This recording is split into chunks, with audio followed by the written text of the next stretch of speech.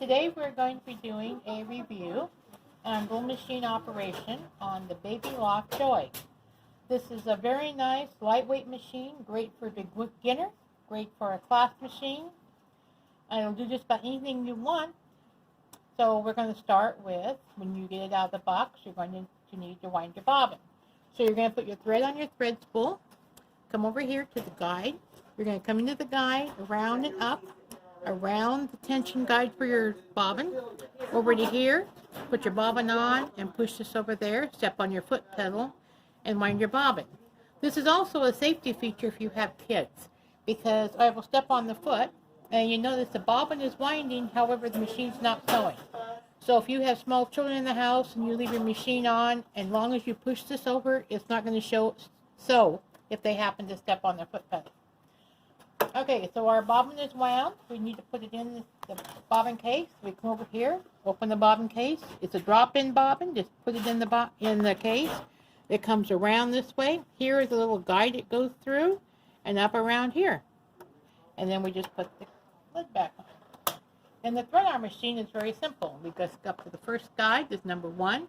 Your directions are on top. You just follow it down. Number 2, around here, up through the uptake lever, down into the guide right here,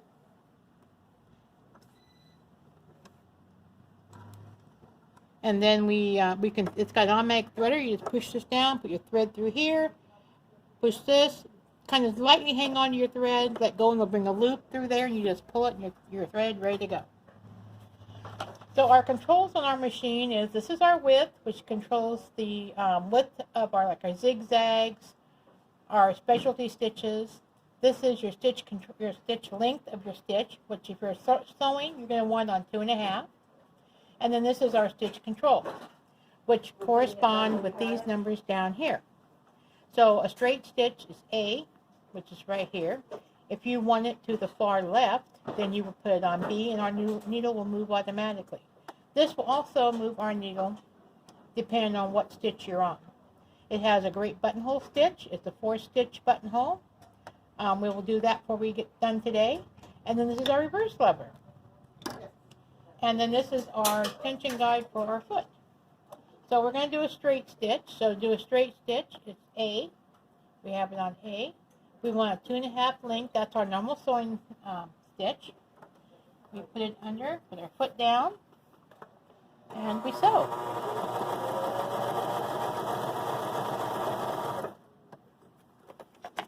Okay, we have a very nice even stitch. Both sides look great. So let's say you're doing some garment sewing, or you got something you want to baste. So you don't want to try and take these stitches out. So you want to do a basting stitch. So we'll come over here to number 4. That's going to be the longest stitch you can make. And then you just sew. Make sure our take-up lever is up before we take it out. And then we have a long stitch, which is a whole lot easier to take out than this small one. So this is a temporary stitch. And the back looks as good as the front does. So we got something we want to finish an edge on, or we want to just do a zigzag stitch. So our zigzag is a C. We come over here to C. Now this is kind of however we want to do it. So we're going to put this on 2.5, and we're going to go to maybe 3 here to start with. So you kind of want to play a little bit with this to see what kind of a zigzag stitch you want. So take up lever up. So that kind of gives us a normal zigzag. So let's say we want a little bit wider. So we would come over and we could put this on 5.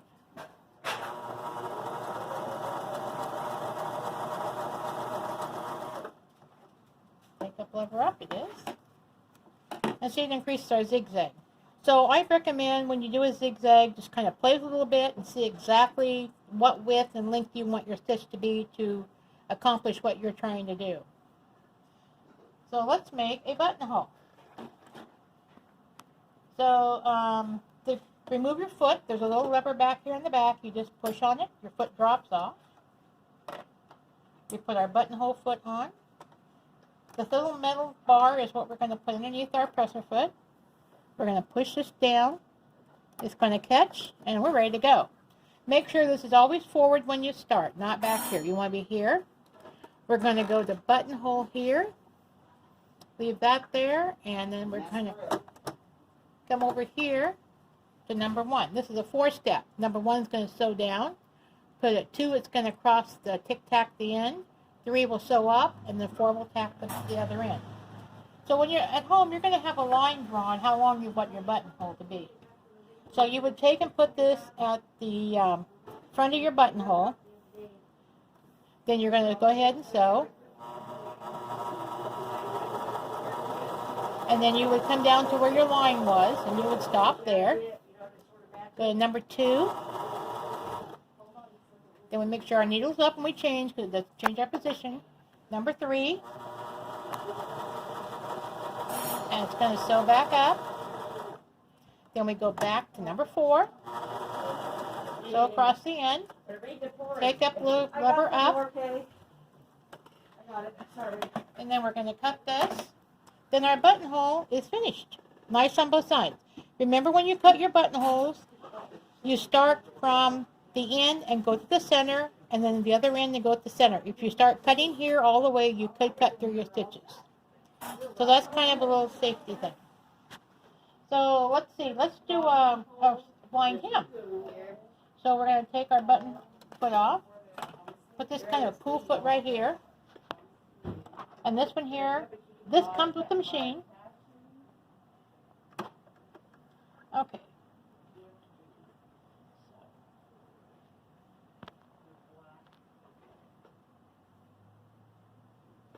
All right, so this is our little guide. This is what we're going to use. This is our, right here, this little white guide. So we're going to put it down right there. Now, we want our needle to just catch this fold. And you probably can't see it very good, but our needle is like 1/4 of an inch too far. So we're going to take this little lever here, and we're going to take this screw, and we're going to go like this. Whoops, I'm going the wrong way, of course. We just kind of keep doing it, because that little lever here is our guide. So we just got a little bit further to go here. And just a little bit more. Okay. So now we're going to keep our fold right on that guide. Oh, we're going to change our stitch. Either use E or H, and we're going to use H. I just seem to like the looks of it better. H, go back to 2.5. Okay, and then we just sew, and then it just kind of catches every few stitches.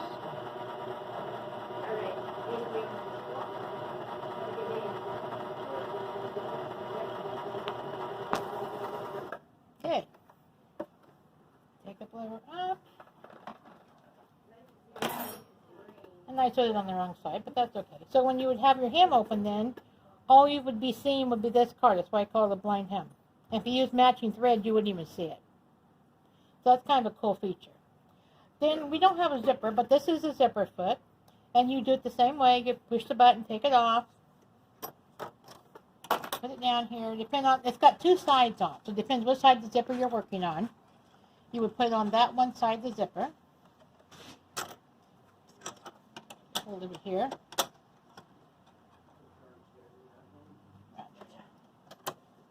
Okay, so then this edge would go along the zipper. So this would be a guide for your zipper, and then this would sew along the teeth. And then when you went to do the other side of the zipper, you would just take the foot off, move it to this side. So that's your zipper foot. If you're doing quilts, your 1/4 inch foot, you would use our regular foot here. We'll put it back on. Put it out of the way here. Put this down, back on again. So we want to sew a 1/4 inch foot. Okay, so we have our fabric. So our 1/4 inch would be right there. So obviously we want a little bit more on our thing. So we're gonna, let's see, we're gonna go 2.5. We're gonna go back to A here. Okay. And this is about right.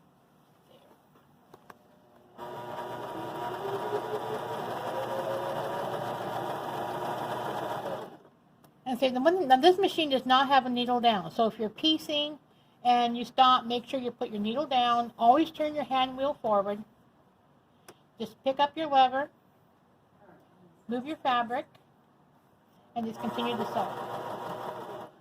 So just make sure, move your needle forward, pick up your foot, and continue to sew. Then when you're done, just make sure your take-up lever here, again, is up. Pull it out and cut. Very easy. It's a very nice machine to use, very easy, and I just would recommend it to a beginner. It does come with the owner's manual, which has everything in it for how to use the feet. Oh, I did forget one thing, specialty stitches, these red ones down here. So we want to do something that, so we have to put on the S. Now when we turn these numbers, it will coordinate with these. So let's say we're going to do this one right here, which is D. So we go to D here. This one here.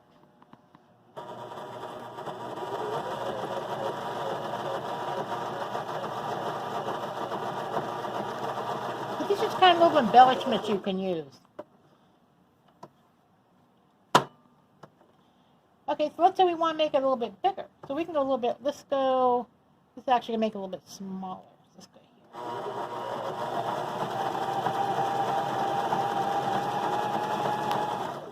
here. Okay, take up lever up. See, by changing it, it changes our whole design. So it's something you can do. You can play with these designs, change your width, and you can actually get a different design out of them when you're done. So you have several options to use there. Anyway, check your user manual. It's got all the stitches in it. It tells you whatever foot does, how to use everything in this. And if you have any questions, you can always call us, Electric Hospital, and we'll be glad to try and answer your questions for you. Thanks and have a good day.